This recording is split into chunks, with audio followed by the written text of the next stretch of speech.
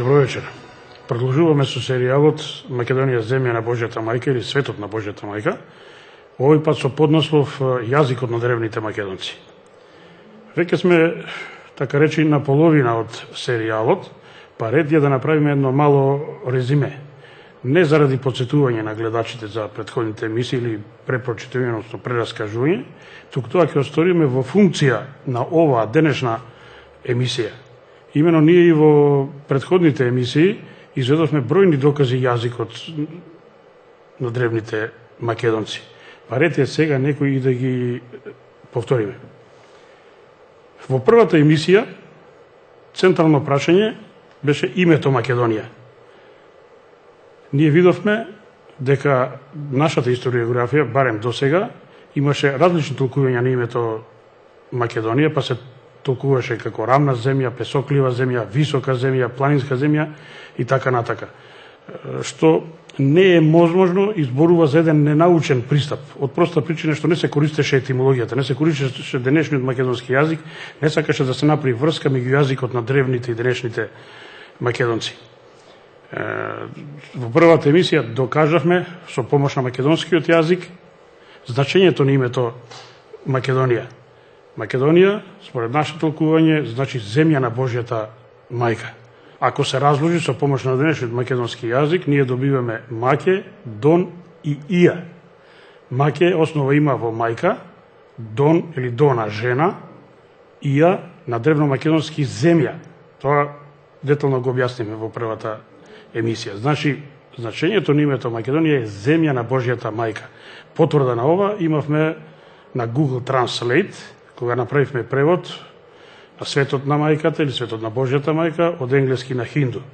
Хинду го одбравме заради тоа што инду или винду, инди или винди, енети или венети има ист етимолошки корен, се работи за ист народ кој живел на огромни пространства, па основата и на нивниот јазик, на венецки кажано, го дава истиот резултат кој што ние го овде презентираме.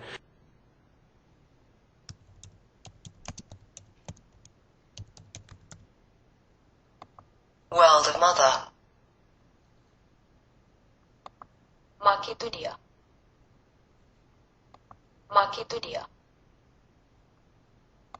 Makedonia. Добиваме потврда на нашата теза дека името Македонија значи земја на Божјата мајка. Во наредните три емисии, значи втората, третата и четвртата, зборувавме на подтема дали навистина не знаеме кои сме. Ние и во овие емисии изнесовме бројни докази, од кои што може директно или индиректно да се заклучи кој бил јазикот на нашите древни предци. Особено во третата, каде што зборувавме за доаѓањето на наводното доаѓање на словените на Балканот во 6 век. Пред мене историјата на македонскиот народ.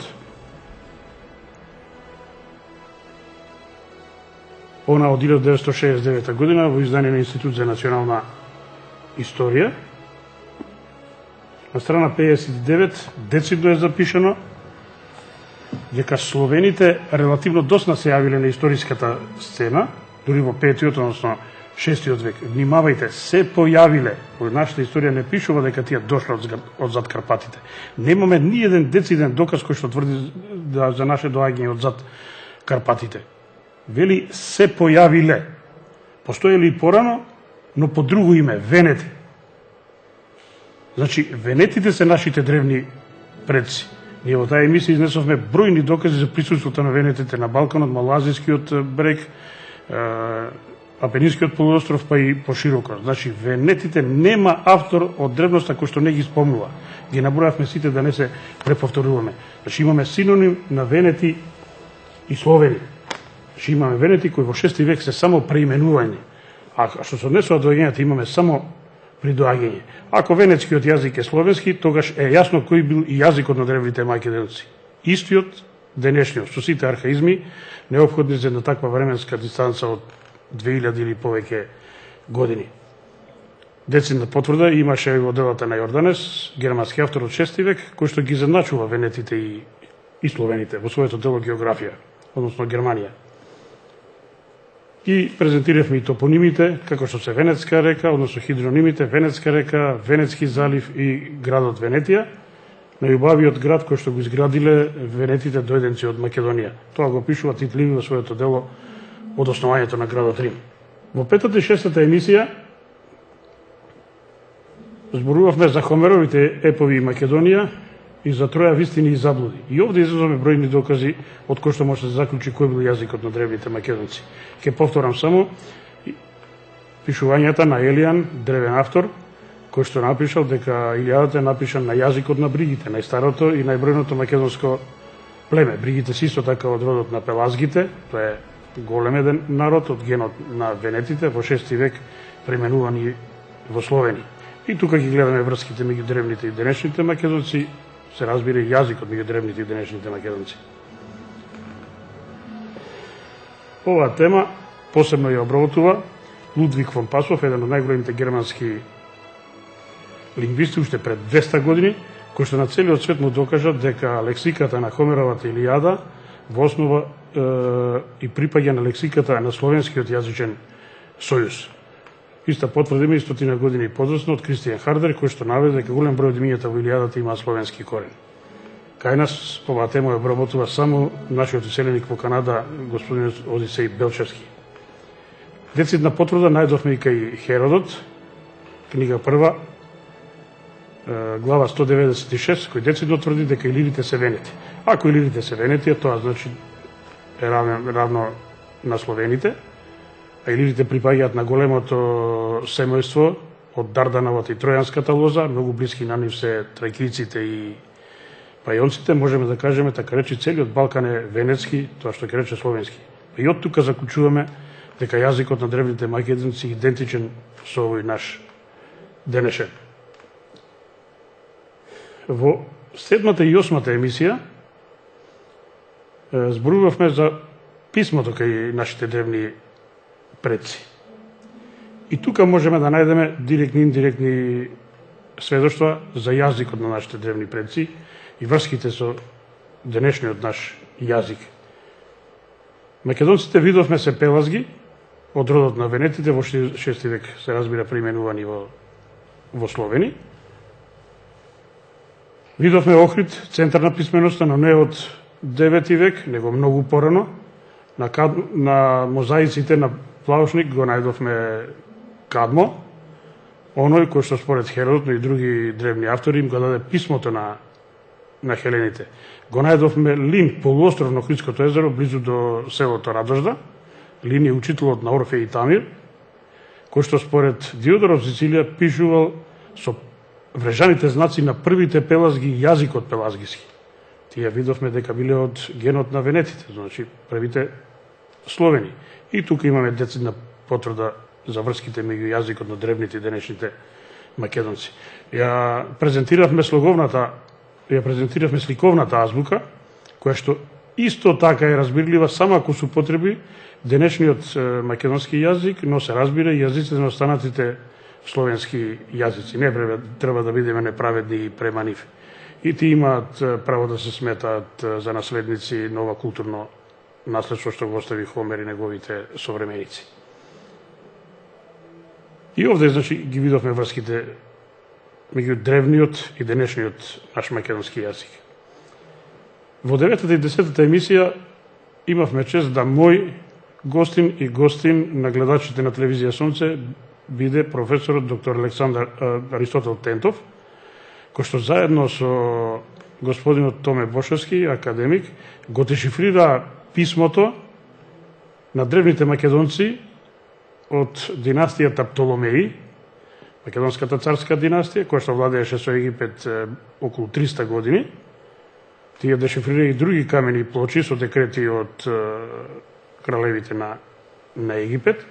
Тоа сметам дека едно од најзначајните откритија од возобновувањето на древната македонска држава до денес, па и пишуроко сметам дека е епохално откритие, од проста причина што тие го дешифрира писмото и јазикот на најстарата, на најпознатата цивилизација, македонската, она која што го создаде на најголемото царство во историјата на човештвото. Зашто велам дека ова најзначајно откритие и во меѓународни размери, бар за последните 100 години во областа на лингвистиката не знам да има поголемо научно откритие. Велам револуционерно, затоа што во себе содржи 4 големи револуционерни откритија. А тоа е следното. Со дешифрирањето на овој камен, на ова писмо, ние имаме децидна потврда дека древните македонци биле писмен народ, дека имале свое писмо, различно од она на хелените. Значи, паѓаат во вода сите теории дека писмото го сме го зеле од хелените, дека сме биле дотогаш неписмен народ. Втората значајна работа со дешифрирањето овој писмо е тоа што имаме децидна потврда за јазикот на древните македонци, кој што е различен од хеленскиот, но воедно и имаме потврда за врските меѓу јазикот на древните и денешните македонци. Третото револуционарно откритие кое што произлегува од ова дешифрирање, од оваа научна работа, е во тоа што се руши задкарпатската теорија за нашето потекло, односно ние имаме потврда за нашата автохтоност, потврда дека ние сме автохтон народ, древен народ, кој што отсекогаш живеел на овие простори. И четвртото, во ова научно откритие на професорите Тентов и Бошевски, имаме потврда за името Македонија. Зашто ова го велам? Тие открија на самиот камен дека е запишано следното. Древните македонци себе си се сметале за децата на Мо, децата на Божјата мајка или поточно на големата мајка. Ако е тоа така, тогаш нивната земја е земја на Божјата мајка или значење на зборот Македонија треба да биде земја на Божјата мајка или на големата мајка поточно, зашто потврда добивме веќе претходно. Мислам дека за ова свое научно откритие тие заслужуваат најголеми државни награди и се надевам тоа ќе се случи во блиска иднина. Видовме дека постојат повеќе азбуки на овие простори, но и пошироко. Пред се, како основник ги посочам сликовната, потоа она што ја открива професорите Тентов и Бошевски, тоа е слоговна азбука, и венецката или старословенската или прасловенската азбука која екзистира на целиот Балкански полуостров, меѓутоа низ целиот Медитеран. Како и да редоследот на овие писма, не би сакал да шпекулирам, науката треба уште не го дава последниот збор, сигурно дека се работи за еволуција на писмото, развој на писмото, па во тој склоп треба да се третира и делото на светите браќа Кирил и Методи. Може би нешто треба да се каже и за јавното и тајното писмо, кој што древните автори го спомнуваат кај нашите древни предци, меѓутоа науката тука исто така не се го дала последниот збор и тука не би сакал да шпекулирам, меѓутоа може би, еве како една најава, слоговното писмо што Птоломеите го користија, но гледаме сега дека се користили на просторите на денешна Македонија, може би она тајното писмо, слоговното може да го разбира само оние кои што го говореле македонскиот јазик. Кога станува за збор за јазикот на нашите древни предци, неодминливо прашањето на кој е јазикот. Да расветлиме кој е тој јазик кој го користеа древните македонци и не само тие, кој со векови пред Христа и после Христа се користеше и во Македонија, но и во Рим. Познато е дека Александар, кога го освоил светот, тој вовел еден нов јазик, секако тој не е нов, постоел и пред тоа не може нов јазик да се воведе веднаш и да се измисли. Тоа е јазикот на трговијата, кој што важел на Медитеранот, мешавина од 40 јазици, кој што тој го вовел со единствена цел да не се осетат инфериорно поробените народи. Секој дома може да си го зборува својот мајчин јазик, меѓутоа во државната администрација, војската, се користел јазикот којне, значи првиот есперанто јазик. Да не забораваме, Александар бил првиот и последниот владетел од големите владетели во антиката, па мислам дека тоа не е и до денес надминато, кој што ги почитувал тугите јазици, тугите религии, тугите вери. Тој на ниеден поробен народ не го наметнал својот мајчин јазик. Секој дома си го зборувал својот мајчин јазик, а во администрацијата сите морале да го зборуваат којне, првиот есперанто јазик. Видовме кој е којне јазикот Сега да видиме кој е јазикот кој што древните македонци го користеле. Дали ние имаме документи, докази воз основа на кој ќе разбереме на кој јазик тие зборувале и какви се врските со денешниот наш македонски јазик. Нашата историографија, но со нашите историчари и лингвисти до сега не дадоа одговор на ова прашање. Не само што тие не дадоа, не се ни обидуваат да даваат. Едноставно се чини стоиме закопани во заткарпатските мочуришта, во калта од заткарпатските мочуришта, никако да се помрдиме. Иако како лавина навираат бројни нови докази на ова поле. Но историјата и јазикот се менливи категории, тие имаат своја еволуција, имаат свој развој, навираат и многу други докази, па се надеваме во блиски иднина и нашите историчари и лингвисти ќе смогнат сили да вложат малце повеќе труд и го обелоденат јазикот на нашите древни предци. На затоа постојат многумина поединци кои што копаат, кои што истражуваат, како еве нашите познати професори Аристотел и Тентов и Бошевски, па веќе практично не приближија до јазикот на нашите древни предци. Моментов кој што се наоѓа Македонија налага потреба од истражување на ова поле и да конечно веќе кажеме на светот дека знаеме кој сме. Велат имало останато само 70 зборови од древниот македонски јазик, па не можел да се реконструира. Меѓутоа и 70 зборови ако имате и најголемиот процент од нив, да не речам 70-80% или повеќе, во основа имаат по својата етимологија јазична основа која што денеска припаѓа на словенската група на јазици. Какви ли ќе бидат останатите? Се разбира огромен процент и од оние останати зборови што ние би ги нашле ќе бидат во ист процент со истата јазична основа. Ние немаме многу докази затоа што 19 век знаеме дека беше време на уништување на документацијата, уништување на се она што нашите древни предци го оставија, тоа се е разнесено по музеите низ целиот свет. Затоа ние денес имаме малку докази на ова поле.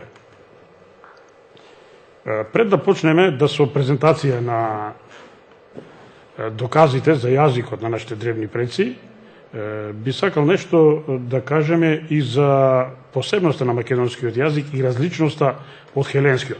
Ова е особено потреба во време кога ние сме негирани, посебно од нашиот јужен сосед, кој што со сите сили настојува да докаже дека древните македонци биле грци. Меѓутоа, тоа не е така, затоа ние имаме бројни докази, не само од хеленски, од данајски извори, туку од еврејски, од египетски, од римски извори, од македонски извори.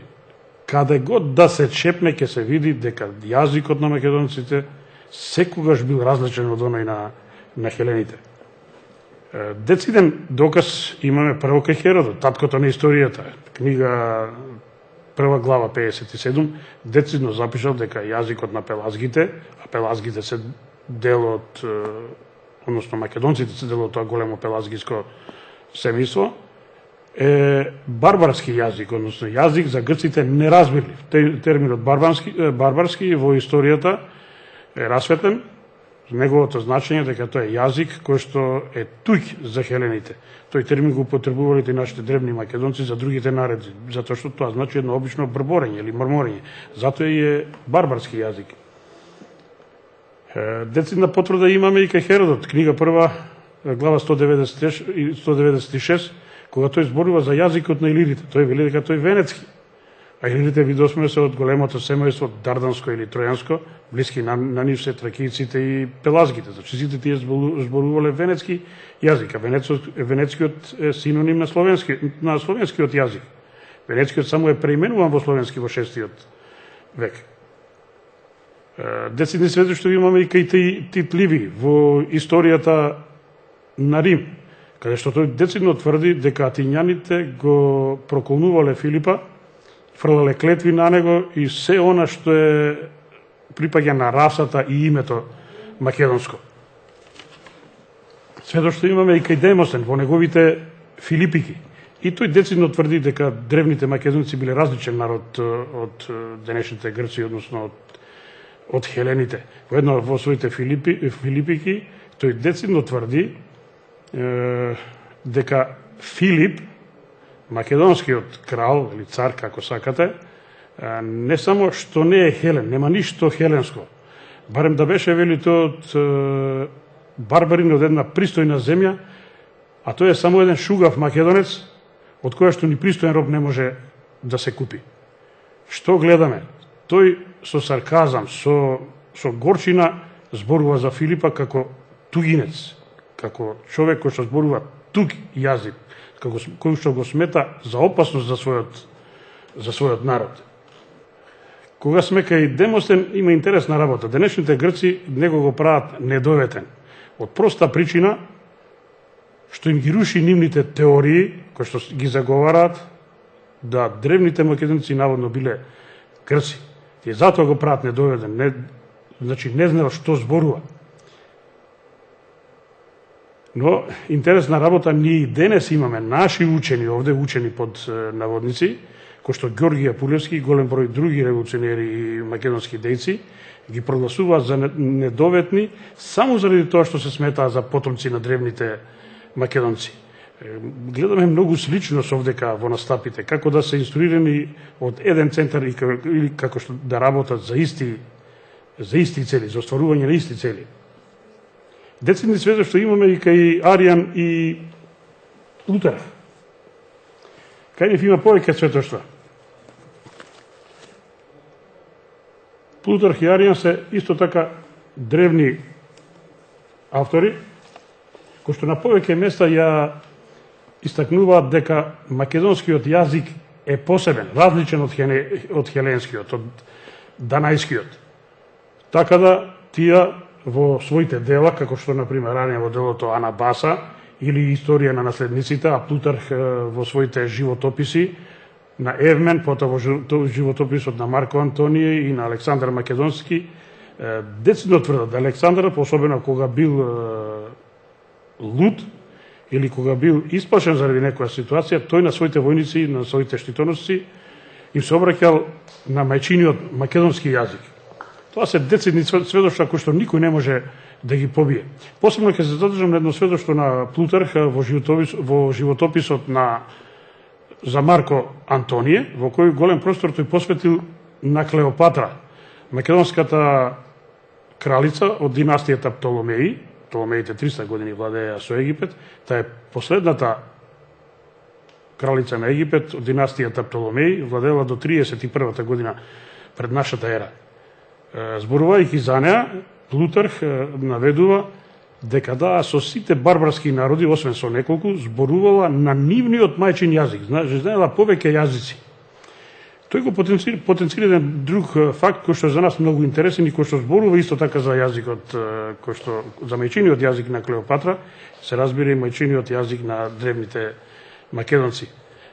Тој вели дека за разлика од другите кралеви на Египет од династија Птоломеи, кои што не се ни потрудиле да го научат јазикот на египјаните, дури го представиле својот мајчин македонски јазик, таа се уште го зборувала тој јазик.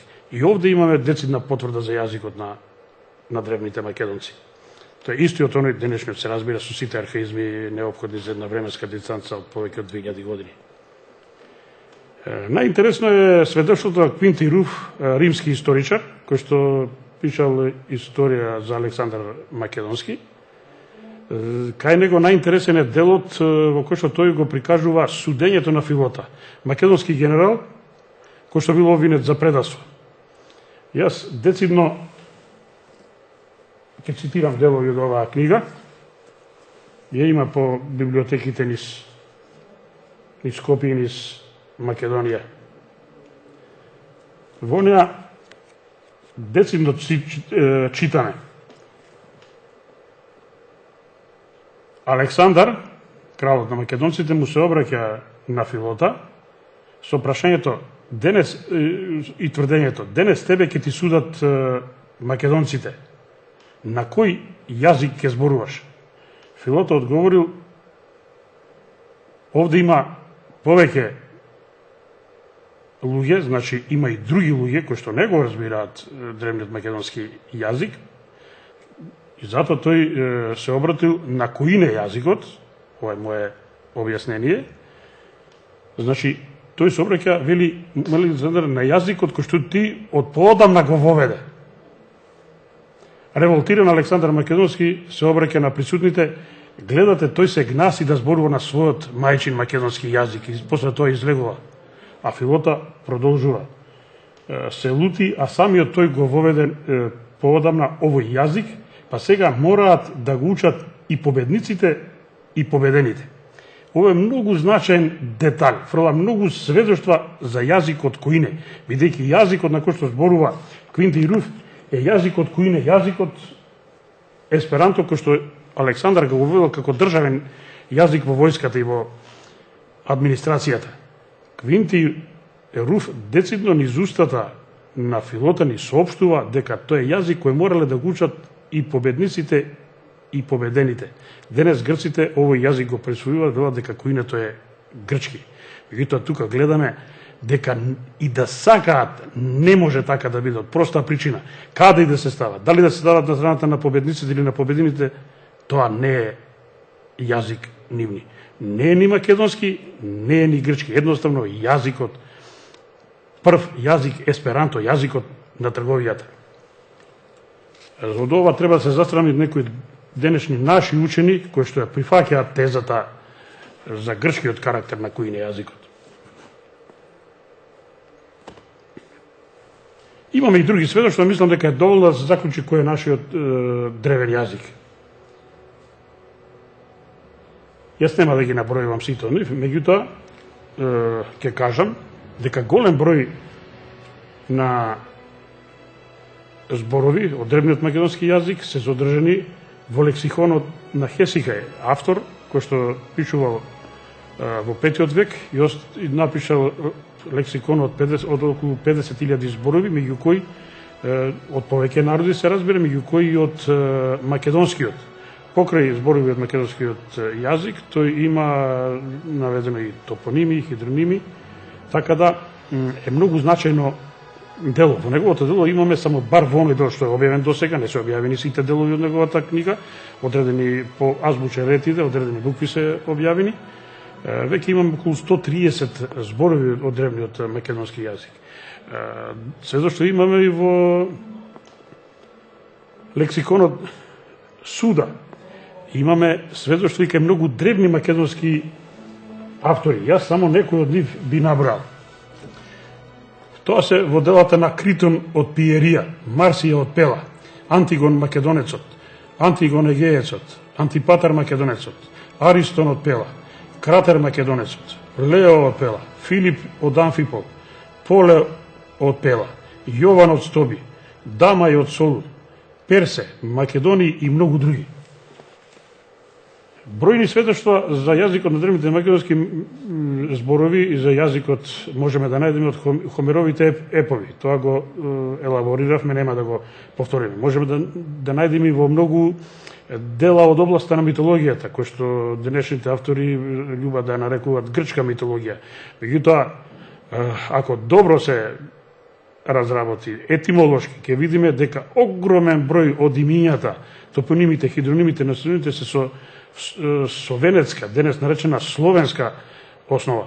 Затоа денес грците во своите толковни речници ја избегнуваат етимологијата. Тие не даваат етимолошки толкувања. Етимологијата е дел од лингвистиката кој неумоливо не води до коренот на зборот и точно ни кажува на кој јазик му припаѓа одреден збор. За да не е објаснат, тие не можат да објаснат од каде во нивниот јазик десетина илјади зборови со словенско потекло, односно со венецко. Тие не сакаат да чујат дека на овие простори во древноста живееле венети, односно словени. Затоа малку повеќе зборуваме некои од наредните емисии. Затоа тие етимологијата како наука ја исфрлија. Бројни примери од јазикот на древните македонци имаме во сите овие дела. Ние денес нема да се задржуваме многу на нив, тоа ќе го оставиме во некоја од наредните емисии. Меѓутоа, само ќе напомнам неколку од нив, за да гледачите чисто добијат впечаткот кој бил јазикот со кој што зборувале нашите древни предци. Например, за копието го нарекувале Сариса. Тоа од овие лексикони го дознаеме. Сариса или Зариса, Сарисе или Зарисе. Многу блиско до денешниот збор. Знаеме дека копието ја врши функцијата на ликвидацијата на непријателот со заривање во неговото тело.